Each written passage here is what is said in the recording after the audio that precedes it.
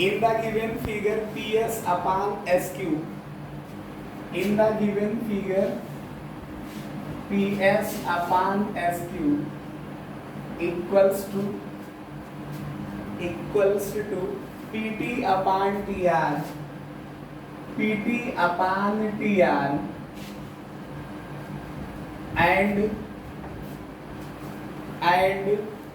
angle PST is equals to angle PRQ. Angle PST equals to angle PRQ. Then prove that triangle PQR is an isosceles triangle. Then prove that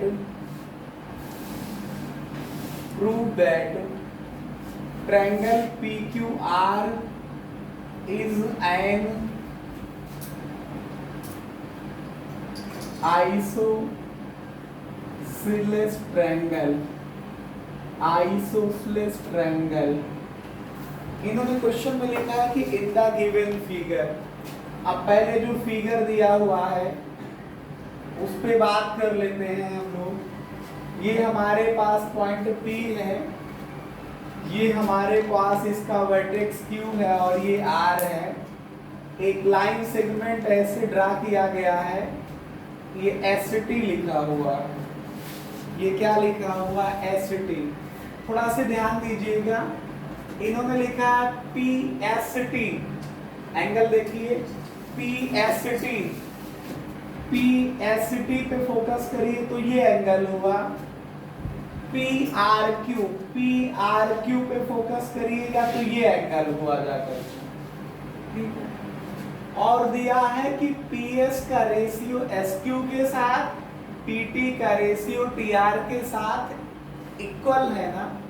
तो ये किसी triangle की अगर एक side या किसी triangle को एक लाइन अगर उसकी दो साइडों को सेम रेशियो में डिवाइड करे तो ये वाली लाइन या ये वाली जो लाइन सेगमेंट होगा वो ट्रायंगल की थर्ड साइड के पैरेलल होगा कि नहीं होगा।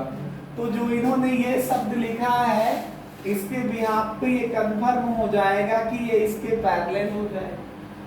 अगर ये लाइन इसके पैरेलल है तो ये एंगल और ये एंगल जो होंगे वो करेस्पॉन्डिंग एंगल हो जाएंगे ना। क्लास 9th में आप सीखते हो संगत कोण, कक्षा 8 में भी बताया जाता है करेस्पॉन्डिंग एंगल कि जब दो पैरेलल लाइनों को कोई ट्रांसवर्सल लाइन कट करती है तो जो ये एंगल बनते हैं इनको क्या कहा जाता है? Corresponding angle. बात समझ पा रहे हैं? तो अब हम चल रहे हैं अपने वतन की तरफ, जो क्वेश्चन में समझाना है। सॉल्यूशन करता हूं इसका।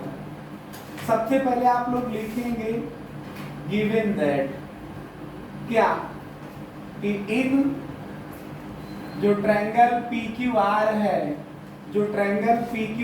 है, इसमें जो आपका PS अपान ST है is equal to PT upon TR दिया हुआ है, ये गिवन है। और दिया है क्या कि एंगल PST जो है वो इक्वल है एंगल PRQ के, इतना दिया हुआ है। इसमें कोई समस्या सवाल हो किसी को तो पूछिएगा मुझसे। फिर उसके बाद में इसका सॉल्यूशन मैं करने जा रहा हूं कि सिंस इन ट्रायंगल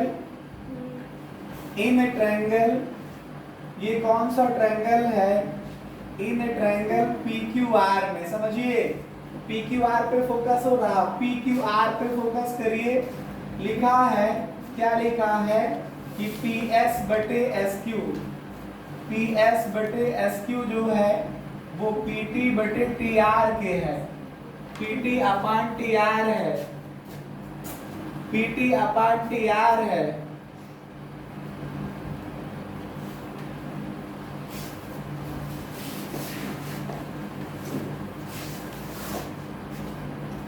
PT को ऐसे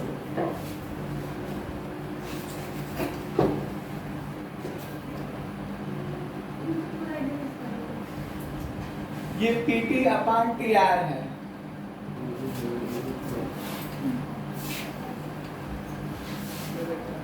PT अपॉन TR है।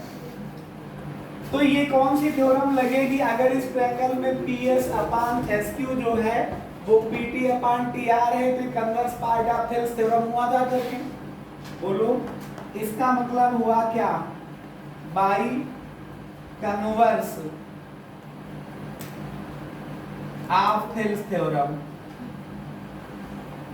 थेल्स थ्योरम का जो कन्वर्स पार्ट है, क्या कहता है थेल्स थ्योरम का कन्वर्स पार्ट? कन्वर्स का मतलब है विलोम, हिंदी में यहाँ पढ़ेंगे।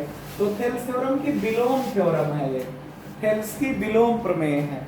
क्या है? उल्टा है, थेल्स के अपोजिट है। याद दिलाते फिर से एक बार, किसी ट्रायंगल की या किसी भी त्रिभुज की एक भुजा को,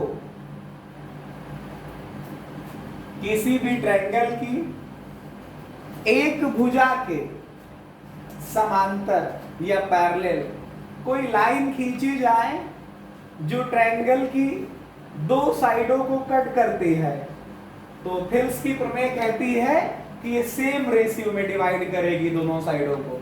अब उसका उल्टा लेके चलो, किसी ट्रायंगल की दो साइडों को कोई लाइन सेम रेशियो में डिवाइड करती है, तो जो लाइन होगी वो थर्ड साइड के पैरेलल होगी। तो यहाँ ये सेम रेशियो में ही तो डिवाइड हो रहा, इसका रेशियो इसके साथ, इसका रेशियो इसके साथ इक्वल है, इसका मतलब सेम रेशियो में डिवाइड है। इसका मतलब हुआ जाकर के क्या कि जो एसटी लाइन है वो पैरेलल होगी क्यूआर के, एसटी पैरेलल होगी क्यूआर के, और जैसे एसटी लाइन क्यूआर के पैरेलल होगी तो ये एंगल इसके इक्वल हो जाएगा। इसका मतलब हुआ कि एंगल PST जो है वो बराबर होगा एंगल PQR के। होगा, क्यों बराबर होगा? क्योंकि ये एंगल कौन सा होगा, कौन सा एंगल होगा बताएंगे सब लोग? करेस्पॉन्डिंग एंगल होगा, संगत कोण होगा जाकर के। अगर ये करेस्पॉन्डिंग एंगल है तो इक्वल हो जाएंगे। अब इक्वेशन आप इसको थर्ड मान लीजिए और आप देखिए इक्वेशन सेकंड को और थर्ड को। सेकंड इक्वेशन ये आपके सामने है, थर्ड इक्वेशन ये आप प्रूफ कर चुके हैं। देखिए आप एक बार कह रहे हो कि PST जो है वो PRQ के बराबर है, और यहां मैंने प्रूफ कर दिया कि PST जो है PQR के बराबर है। तो ये इसके बराबर दिया था, ये इसके बराबर मैंने प्रूफ कर दिया, तो इसका मतलब ये दोनों इक्वल हो गए। भाई तीन लोगों का जिक्र हो रहा कि नहीं? ये एंगल इसके इक्वल दिया है क्वेश्चन, इसको मैंने इसके इक्वल प्रूफ कर दिया, तो ये इसके इक्वल और ये भी इसके इक्वल, तो तीनों आपस में इक्वल हुए कि नहीं हुए? और जब तीनों इक्वल हुए तो ये दो इक्वल होंगे कि नहीं होंगे? होंगे ना। तो वही लिख रहा हूं कि by equation second and third. ध्यान से समझिएगा, मैं तो ऐसे रिलेट कर देता हूं। ये देखिए PRQ है equation second, PST angle PRQ के बराबर है, और PST जो एंगल है वो एंगल PQR के भी इक्वल है। तो तीनों बराबर तो मैंने दिखा दिए। अब इन दोनों को आप इक्वल लेके चलिए, तो इसका मतलब होगा एंगल PQR जो है वो एंगल PRQ के इक्वल होगा। एंगल जो PQR है, ध्यान से समझिए, ये एंगल PQR और PRQ ये दोनों इक्वल होंगे। और आपको पता है कि किसी भी ट्रायंगल के अगर तीनों इंटीरियर एंगल बराबर हो जाए तो वो ट्रायंगल तो इक्विलैटरल कहलाता है, लेकिन अगर एक ट्रायंगल के दो इंटीरियर एंगल बराबर हो जाए, इक्वल हो जाए, तो वो ट्रायंगल आइसोसेलेस कहलाता है। तो ये वाला एंगल, अगर आप ये फुल ट्रायंगल को देखो PQR को, तो इसमें ये एंगल इसके इक्वल हो तो रहा है, तो इसका मतलब ये ट्रायंगल कैसा है? आइसोसेलेस ट्रायंगल है। इसका मतलब हुआ कि जो ट्रायंगल हुआ PQR, जो ट्रायंगल हुआ PQR is an isosceles triangle. Isosceles triangle का मतलब समद्विबाहु त्रिभुज। तो ये ट्रायंगल कैसा होगा? आइसोसेलेस ट्रायंगल होगा, मतलब समद्विबाहु त्रिभुज होगा जा करके।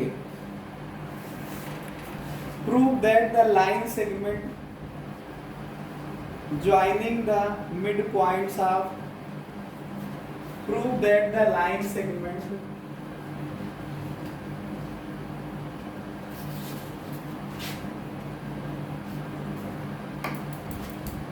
prove that the line segment joining the midpoints of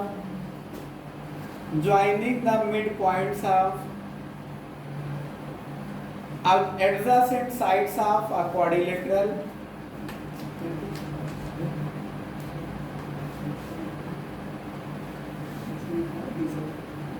prove that the line segment joining the midpoints of adjacent sides of a quadrilateral form a parallelogram.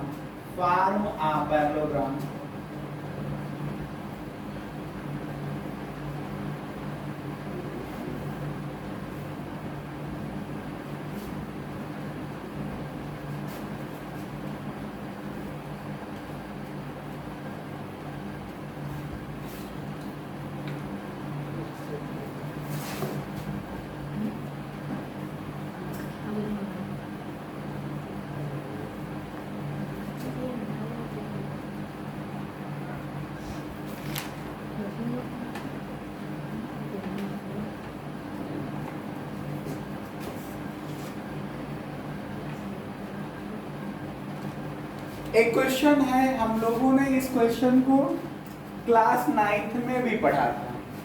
क्या पढ़ा था कि किसी भी क्वाड्रिलेटरल की जो 4 साइडें होती है ना, चारों साइडों के मिड पॉइंट को क्रम से मिलाते चले जाएं तो एक क्वाड्रिलेटरल बनता है, वो क्वाड्रिलेटरल पैरेललोग्राम होता है जाकर के। क्वेश्चन यही है जो मैंने आप लोगों को समझाया या लिखाया कि प्रूव दैट द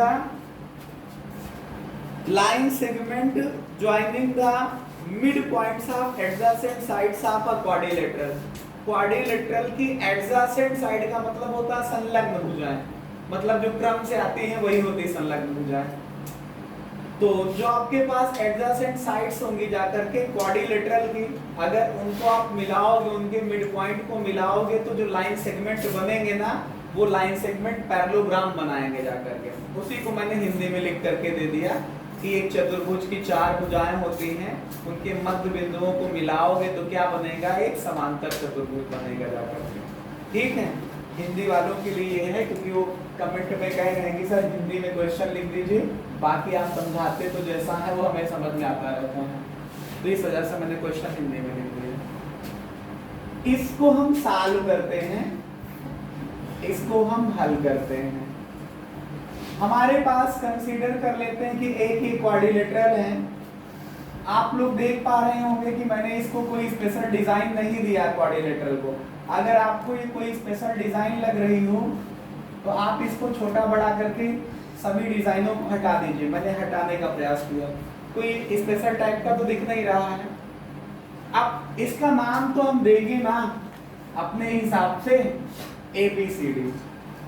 अब AB का मिड पॉइंट हमारे पास जो है, AB का मिड पॉइंट मान लो E है,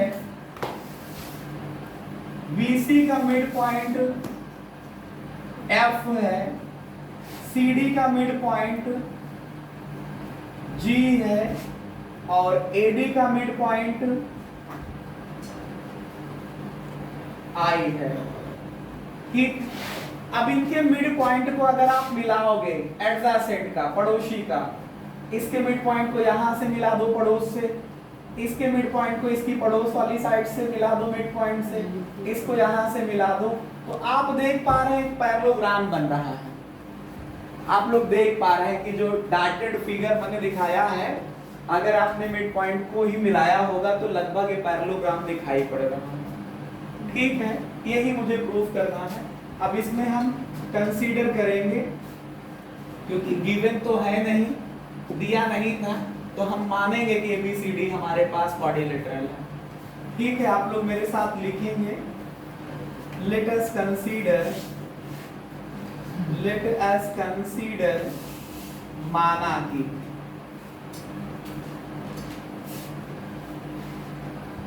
ABCD is a quadrilateral, इसी को हिंदी वाले लिख सकेंगे चतुर्भुज, इन विच मतलब जिसमें आपका E, F, G and I, E, F, G के बाद हमें H मानना चाहिए था, I ना लिखो, अभी कुछ हुआ नहीं है, आप लोग इस शुरुआती दौर में इसको कर रहे हैं साल, H मानना चाहिए, एक सीक्वेंस है, I बीच में कैसे आ गया, मानने को मान सकते कोई दिक्कत नहीं, लेकिन चाहे तो थोड़ा सा सीक्वेंस बनाने का प्रयास करें तो हमें H मानना चाहिए, in which E, F, G and H are mid points, का मतलब होता है मध्य बिंदु, हिंदी वाले लिखेंगे मध्य बिंदु किसके हैं मिड पॉइंट्स, आप किसके हैं, E जो है AB का है, E जो है AB का मिड पॉइंट है, कॉमा F जो है BC का है, कॉमा G जो है वो CD का है, एंड H जो है AD का है। आगे आप लोग लिखेंगे रेस्पेक्टिवली, मतलब ये मैंने बातें सब क्रम से बताई हैं, हमने जो पॉइंट बताया है कि कौन किसका मिड पॉइंट है वो क्रम से लिखा है, आप बात को समझिएगा। ये क्लास 9th में भी जब हम लोग मिड पॉइंट थ्योरम से करते थे तो ऐसे लिखते थे वहां पे, और तो आज लेकिन हमें converse part of Thales theorem और थेल्स थ्योरम का यूज करके इसको करना है। देखिएगा, अगर E मिड पॉइंट है तो थोड़ा फोकस करिएगा, ज्यादा की जरूरत नहीं, थोड़ा से करोगे समझ में आ जाएगा। अगर E मिड पॉइंट है तो AE और EB बराबर होगा, क्या AE और EB बराबर होगा, किसके बराबर होगा, AB के हाफ के। अगर F मिड पॉइंट है तो आपका BF और FC बराबर होगा, और किसके बराबर होगा जाकर के, BC के हाफ के।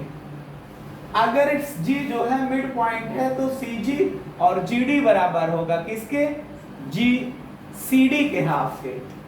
क्या CG और GD इक्वल होगा किसके, CD के हाफ के। अगर H मिड पॉइंट है तो DH और HA बराबर होगा, DH और HA बराबर होगा किसके, DA के आधे के बराबर होगा। बस इतना से मतलब है, बहुत आसान से हम आपको समझा रहे हैं। एक काम करना, अब हमारा टारगेट जरूर लिख लेना। अभी तो जो गिवन के हिसाब से मैंने कंसीडर किया था उसके हिसाब से इतना लिखा, टारगेट लिखिएगा। टारगेट क्या है, हियर, यहां पर we want to show that, यहां पर हम दिखाना चाहते हैं। अगर आप हिंदी में लिख रहे हैं तो लिखिएगा, यहां पर हम दिखाना चाह रहे हैं क्या, कि P, क्या कि E, F, G, H is a parallelogram. क्या दिखाना चाह रहे हैं कि E, F, G, H is a parallelogram, Hindi वाले लिखेंगे समांतर चतुर्भुज। यहाँ पे हम दिखाना चाह रहे हैं कि E, F, G, H एक समांतर चतुर्भुज है। अब बताओ, आपको पता होना चाहिए कि अगर ये पैरेललोग्राम दिखाना है तो एक काम करिए, क्या करिए, इसकी अपोजिट साइडों को इक्वल दिखा दीजिए या अपोजिट साइडों को पैरेलल दिखा दीजिए।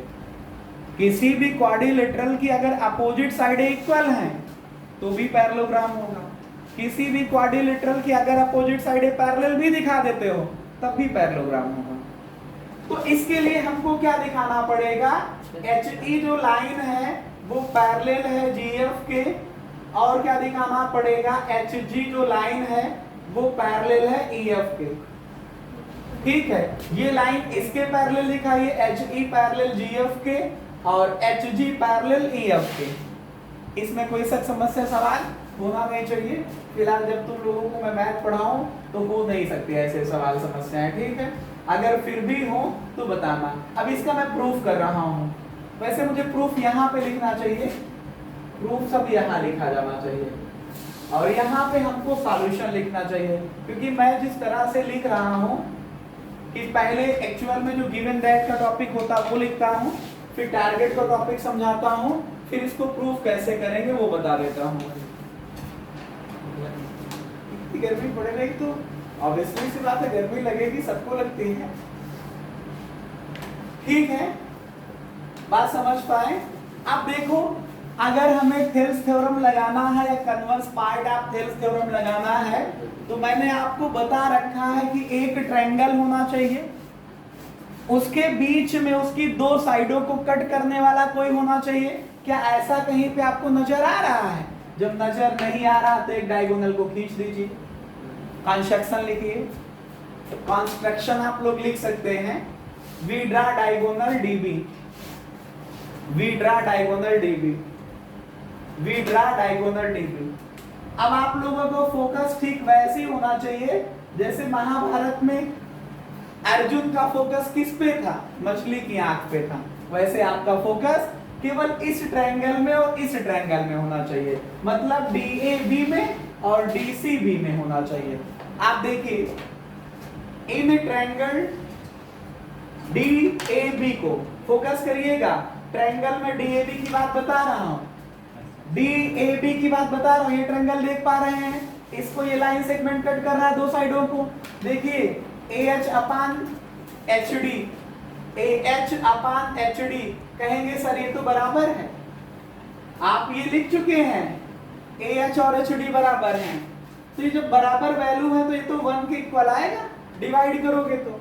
और ऐसे ही अगर आप AE अपान EB को देखोगे तो ये भी तो AE और EB बराबर हैं। क्या AE और EB इक्वल हैं? तो ये भी जब वैल्यू इक्वल है तो ये भी 1 के इक्वल आएगा। तो यहां से आप लिख सकते हैं क्या लिख सकते हैं कि सर AH अपान HD जो है वो AE अपान EB दोनों 1 के इक्वल है, तो मतलब आपस में बराबर हो गया। अगर इसका रेशियो इसके साथ और इसका रेशियो इसके साथ बराबर हो गया तो फिर ये लाइन इसके पैरेलल हो जाएगी कन्वर्स ऑफ थेल्स थ्योरम से। This implies by converse of BPT side कर लिखने जा रहा हूं, BPT कन्वर्स ऑफ BPT या थेल्स थ्योरम। जो आपके पास HE लाइन होगी वो पैरेलल हो जाएगी DB के। ऐसे ही इन ट्रायंगल नीचे वाला देखिए, DCB को देखिए, आप लोग ये ट्रायंगल देखिए, ये वाला DCB, ये देख पा रहे हैं क्या है? CG अपान GD। कहोगे सर ये दोनों तो इक्वल है ना? ये देखिए आप लिख चुके हैं CG और GD इक्वल है, तो जब दोनों इक्वल वैल्यू है आपस में डिवाइड करोगे तो 1 आएगा। और ऐसे ही देखिए CF अपान FB, ये भी दोनों इक्वल हैं, CF और FB भी इक्वल हैं, तो ये दोनों इक्वल वैल्यू को डिवाइड करोगे तो 1 आएगा। इसका मतलब हुआ कि CG अपान जो GD होगा वो CF अपान FB के इक्वल है।